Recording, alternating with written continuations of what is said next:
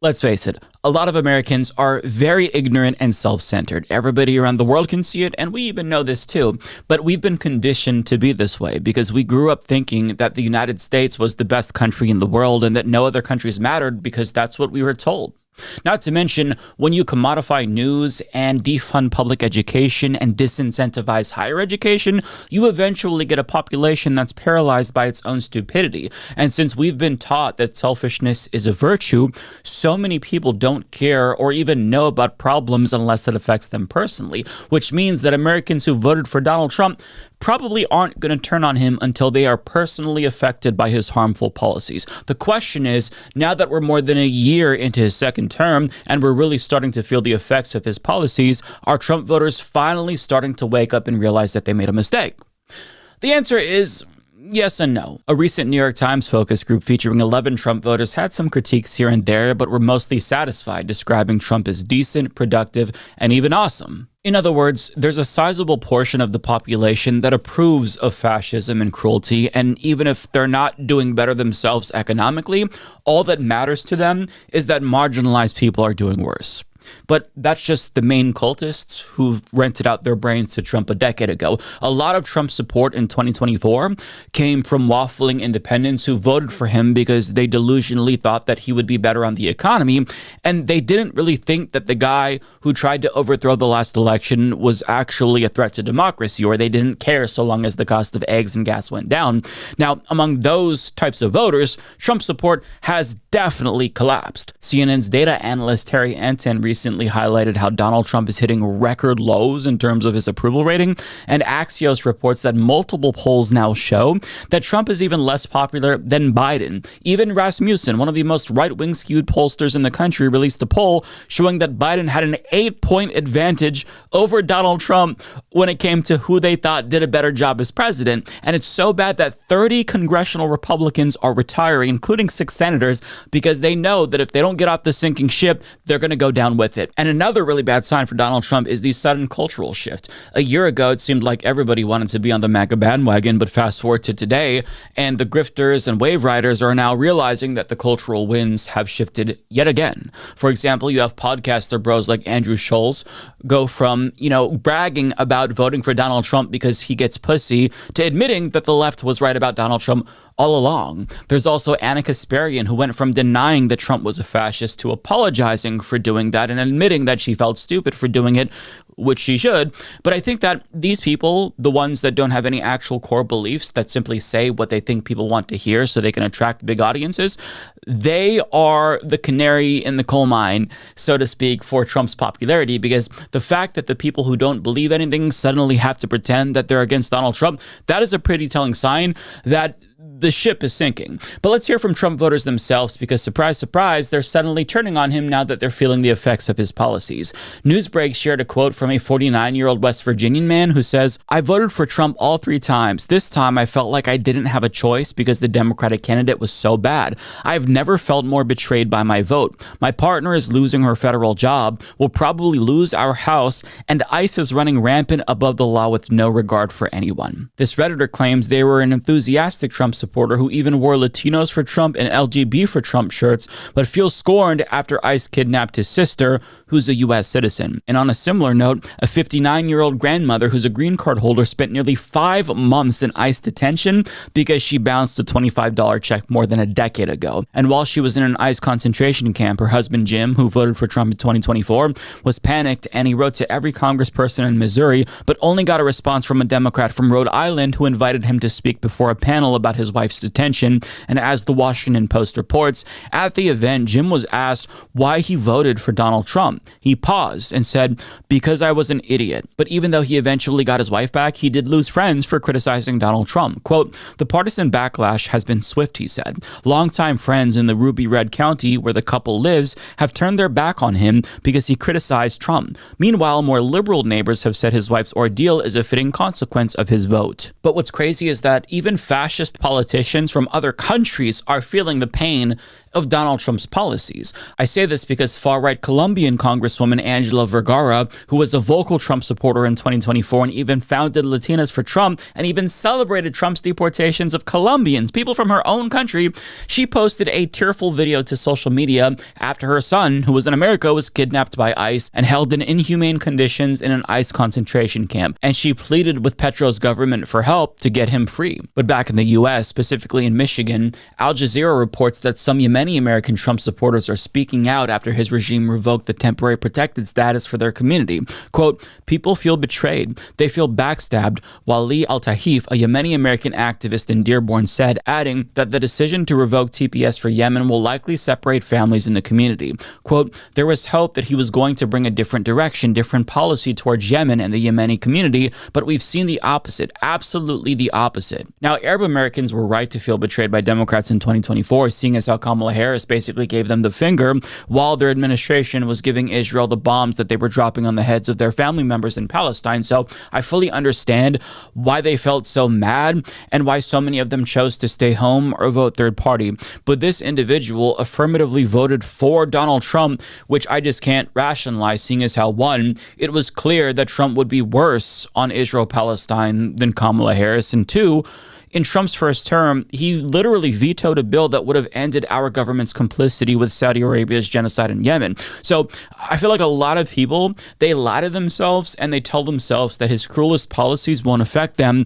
But so many of them are finding out the hard way that that's simply not the case, which is why I think it's more important than ever to try to foster universal solidarity. Because even if you might not be personally affected by something immediately, it will catch up to you at some point. This is why immigrant rights is your fight too, even if you're not an immigrant. It's why trans rights is your fight too, even if you're not trans. It's why Palestinian rights is your fight too, even if you're not Palestinian, because if you give the government permission to violate the human rights of one group of people, you're giving them permission to do it to you too, albeit at a later date.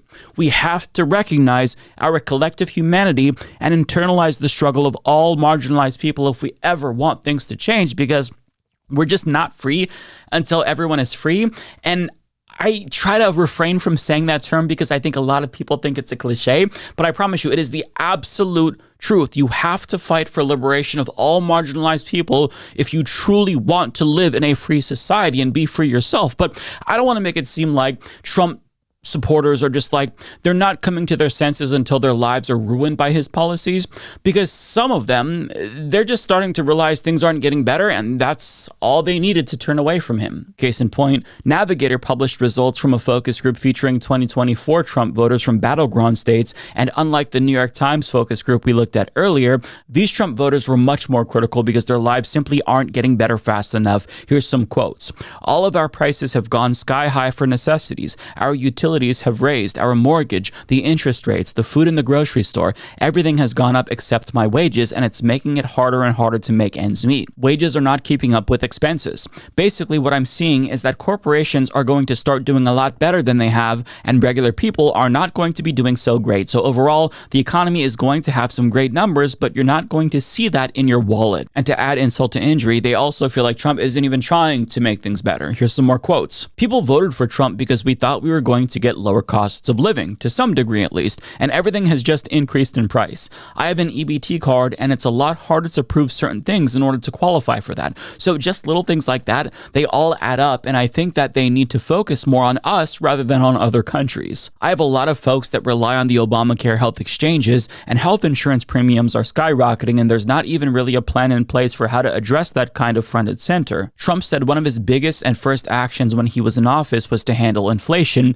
and that was not done. That was backed off and not put as a priority, and it's still an issue for all of the American people. And we're not going to go through all of this, but they're also vocally dissatisfied with the mass deportation policy that they voted for. And get this, some even liken Trump's actions to a Hitler-style dictator and refer to ICE as the Gestapo. So it seems like once they fight through the cognitive dissonance and admit that they're disappointed, that's when they'll finally start to condemn the cruelty towards other people, even if it doesn't affect them personally. So they'll basically deny that he's a fascist right up until they're personally dissatisfied, and once he's no longer meeting their personal expectations, that's when the whole truth comes out. And I kind of get the sense that they knew he would be cruel to immigrants, because how could you not? But they were willing to overlook that so long as they thought that he would improve the economy for them. But, now that we're a year in and things have only gotten worse, they're starting to realize that the trade-off wasn't worth it.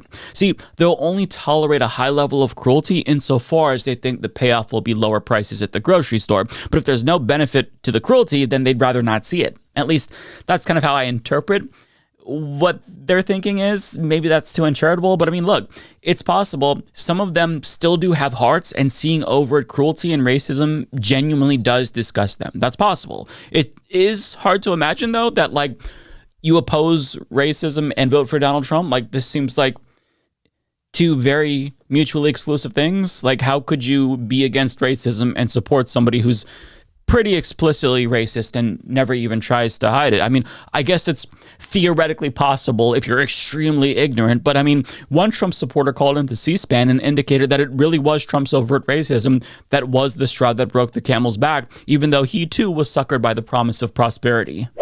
Voted for the president, supported him, but I really want to apologize. I mean, I'm looking at this awful picture of the Obamas. What an embarrassment to our country. All this man does is tell lies. He is not worthy of the presidency. He takes bribes blatantly, and now he's being a racist blatantly. They were supposed to deport the dangerous criminals. They were not supposed to go after small children, storm schools, bring terror upon, the little kids and the women and children, not just the immigrants in the school. All the children are scared. This is not a decent man. This is not an honest man. He openly takes bribes. He's pathetic as a president, and I just want to apologize to everybody in the country for supporting this rotten man. John, did you vote for him in all three elections? I did. I was sucked into the stupidity of creating jobs, and there are no more jobs. So he was pulled in by the promise of jobs in 2016, and presumably the same in 2020 and again in 2024. And then after seeing how unhinged Trump is, he's now realizing, okay, maybe this guy wasn't so great. It's just really hard to believe that. Having said that, though, he does seem genuinely remorseful for his votes, and I felt like he was probably crying. It's hard to tell, but it sounded like he was crying. I don't know. But I feel like the only way you'd only just now find out that Trump is a racist in 2026 is if you've lived in a cave for all of these years. So again, I have no idea if this is a case of, oh, well, now I can admit that he's racist now that I have no incentive to support him, or a case of, oh my God, I supported a monster all these years. What have I done? And maybe just the Obama racist monkey meme is the thing that was the wake-up call for him. I don't know. Unfortunately, I think it's probably the more cynical take because, again, so many Americans, they never even consider how their actions will affect other people until it affects them personally. It's what we're seeing from a lot of the people that we heard from today, and it's what we saw from Trump-supporting farmers who were collectively skull-fucked by his tariffs. But another group that you would never expect to turn on Donald Trump is Republican billionaires. And to be clear, they haven't turned on Donald Trump. I'm sure they're very enthusiastically happy about what they're seeing, but at least one of them has gone on the record and said, hey, this is actually pretty fucked up, because even though he knows what Trump is doing has been amazing for his class, there's one thing that he acknowledges that will one day come back to bite them all in the ass. As Mediaite reports, Republican mega donor Ken Griffin condemned Donald Trump's blatant corruption, and he vocalized fears that billionaires might lose control of the monster that they helped to create, saying business leaders are concerned about getting trapped in a loop of government coercion. And he adds, most CEOs just don't want to find themselves in the business of having to, in some sense, suck up to one administration after another to succeed in running their businesses. Yeah, I mean, maybe it was a bad idea to prop up an authoritarian fascist who demands unconditional loyalty, but who knows? Now, to be fair to Ken Griffin, which we don't have to be fair to, by the way, but to be fair to him, he didn't endorse Donald Trump explicitly. Nonetheless, he still supported him in a roundabout way by giving millions and millions of dollars to the Republican Party in 2024. And since the Republican Party is the party of MAGA, he's still emboldened the fascist dictator who he's now complaining about. But a lot of the regretful Trump simps that we've heard from today, they were mostly personally affected by his policies in some way, shape, or form. But some of them, they may not be affected personally, but they're mad because their expectations aren't matching reality. For example, in the podcast sphere, right-wing influencer Sean Ryan recently ranted about how disappointed he was that Epstein's former best friend and his cronies, like Pam Bondi, are handling the Epstein files so goddamn poorly. What was the excuse? Oh, if we prosecute everybody, the whole system would go down. Well, you know what that sounds like? That sounds like how Trump ran his campaign. Let's drain the swamp. Doesn't that sound a lot like draining the swamp? It actually is drain the swamp served up to you on a fucking silver platter. But you're not going to take it, are you? You're going to protect pedophiles. You're going to protect pedophiles rather than go after them and hope that everybody's happy that the Dow hit 50,000. Are you fucking out of your mind? I guess the whole drain the swamp campaign promise was another fucking bullshit lie, huh? Man, the lies are stacking up fast. I've never seen so many fucking lies appear in, a year? It's only been a fucking year. Look at all the fucking lies. Yeah, man, I just wish that there was a way we could have known that Trump would have been a huge liar. Like if he was president before and told more than 30,000 provable lies or something. If only we had that piece of information, then maybe we could have known that he would have been a little bit dishonest. It's so exhausting. I'm so tired because none of this is surprising to anyone who paid even a little bit of attention. The problem is that Americans don't pay attention, ever. It's partially not their fault since they're tired and overworked, and it really is hard to keep up.